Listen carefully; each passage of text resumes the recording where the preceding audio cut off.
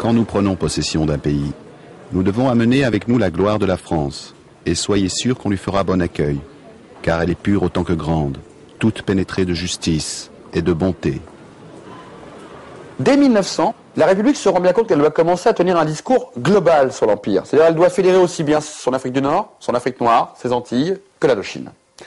Et donc là émerge ce qu'on pourrait appeler les prémices d'un discours d'Empire et d'une fixation de l'idée de la mission civilisatrice. Et en fait, il va falloir la Première Guerre mondiale pour qu'il y ait vraiment une rupture qui se marque. Qui nous sauve? Ces sauvages, ces cannibales viennent libérer la République. D'ailleurs, d'un seul coup, ils ne sont plus cannibales, il y a plus sauvage qu'eux, c'est l'Allemand. Et d'un seul coup, le sauvage noir devient le bon noir. Et cette Première Guerre mondiale est essentielle. Car d'un seul coup, la République trouve là, et la France trouve là, un terreau, on le comprend bien, solide et légitime. Si les Africains, les Indochinois et les Maghrébins nous ont sauvés de l'Allemagne, demain, l'Empire nous sauvera de toutes les crises. Dans le but de convaincre toute la nation du génie colonial de la France, l'État crée en 1919 l'Agence générale des colonies, qui produit des affiches, des films, des expositions et contrôle toutes les images qui sortent de l'Empire. On peut estimer que jusqu'à la guerre d'Algérie, 80% des images diffusées en France sur les colonies proviennent uniquement de cette agence.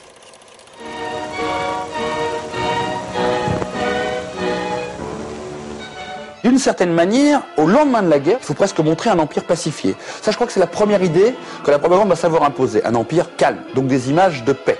Deuxièmement, il faut montrer qu'on modernise l'empire, la mission civilisatrice. Alors là, on va peut-être construire qu'un hôpital, mais je peux vous dire qu'il va passer 50 fois en photo. Une seule route, mais à l'époque il n'y avait pas de voiture, donc construire des routes c'était simplement le symbole d'un pouvoir qui, par le travail forcé, s'imposait sur un pays. On construisait des routes, non pas pour faire passer des voitures, mais pour dire que la France construisait des routes. On me lance à la tête des faits, des statistiques, des kilométrages de routes, de canaux, de chemins de fer. Moi je parle de milliers d'hommes sacrifiés au Congo-Océan. Je parle de ceux qui sont en train de creuser à la main le port d'Abidjan. Je parle de millions d'hommes arrachés à leur Dieu, à leur terre, à la vie, à la danse, à la sagesse. Je parle de millions d'hommes à qui on a inculqué savamment la peur, le complexe d'infériorité, le tremblement, l'agenouillement, le désespoir, le larbinisme.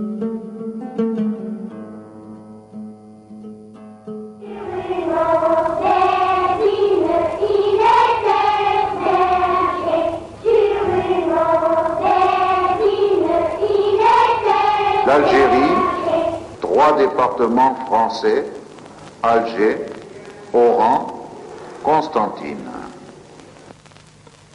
Pour toucher le grand public, on doit d'abord toucher les enfants. L'avantage des enfants, c'est qu'ils vont servir de relais de cette idée coloniale auprès de leurs parents. Tout d'abord, on essayait de leur faire visualiser leur empire, ne serait-ce que pour leur expliquer que c'était le 2e empire colonial au monde. C'était un des leitmotivs, un nouveau leitmotiv de l'Agence économique des colonies, de dire voilà, l'empire vous rapporte des richesses que vous ne pouvez pas avoir ailleurs, et surtout qu'il vaut mieux aller chercher dans son propre empire que d'aller les chercher chez les Anglais ou chez les Belges. Il y a ce petit jeu où les enfants devaient replacer les petits grains de riz et qui était accompagné d'un discours très intéressant puisque c'était le riz d'Indochine suffit seul à nourrir la métropole. Donc cette idée d'autonomie, d'autarcie économique à travers les produits de l'Empire. C'est devenu une idée commune de la République. C'est-à-dire que ne pas être colonial, c'est être presque anti-républicain, anti-français, et quelque part de ne pas tenir compte de la grandeur de la France.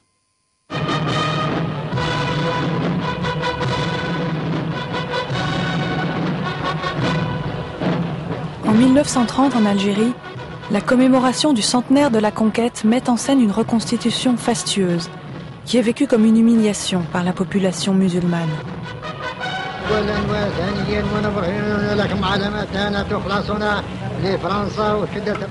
Un an plus tard, en métropole, la propagande connaît son apogée avec l'exposition coloniale de 1931. Ce projet monumental est mis en œuvre par le maréchal Lyautey. Une population de 300 000 personnes, figurants et personnel confondus, restera sur place pendant 6 mois pour servir cette image d'une colonisation parfaite. Le succès est immense, avec plus de 5 millions d'entrées. On est véritablement dans un lieu magique. C'est Disney avant l'heure. Et là, on rentre dans un véritablement grand moment de propagande. C'est-à-dire qu'on n'est plus du tout à essayer de montrer une réalité déformée. On est en train de construire un monde imaginaire. On fabrique un monde colonial. On le fabrique à plusieurs niveaux. D'abord, on reconstitue bien sûr les splendeurs de l'Empire. Toutes les colonies sont reconstruites en termes urbanistiques. C'est montrer déjà qu'on a pris conscience, pris en main, qu'elles nous appartiennent, leur sol, leur culture, leurs architectures. On prend aussi les hommes, à travers les figurants. On aurait même presque pu mentir aux Français en leur faisant croire qu'il y avait des petits Africains civilisés. L'Africain ne compte pas là-dedans.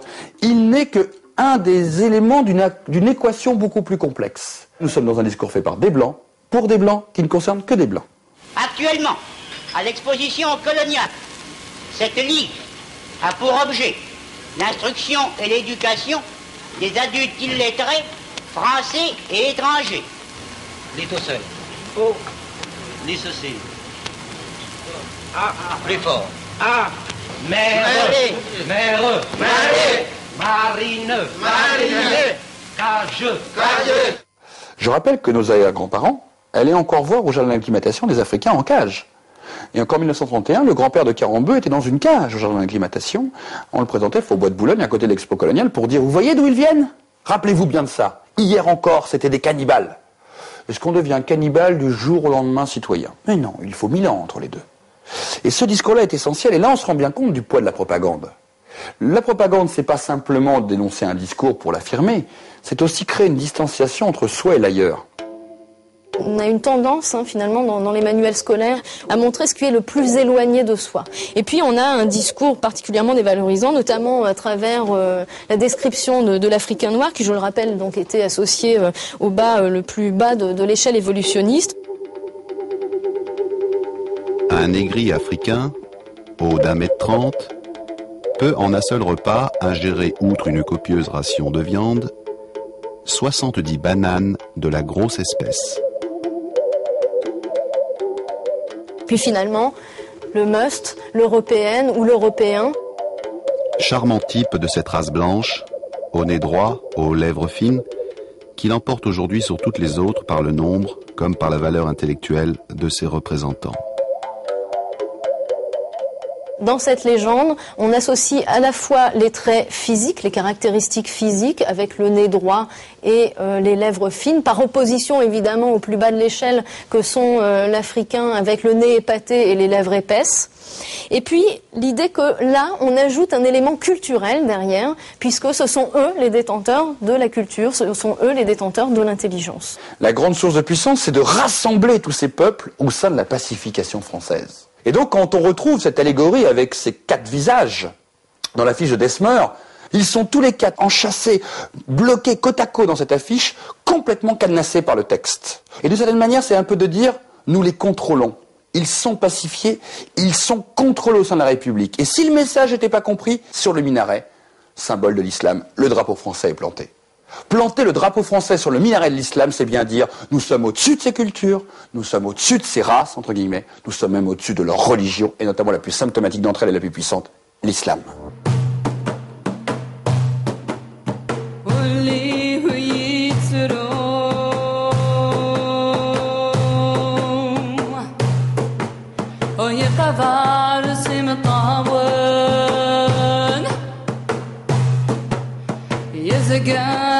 حزاني تشور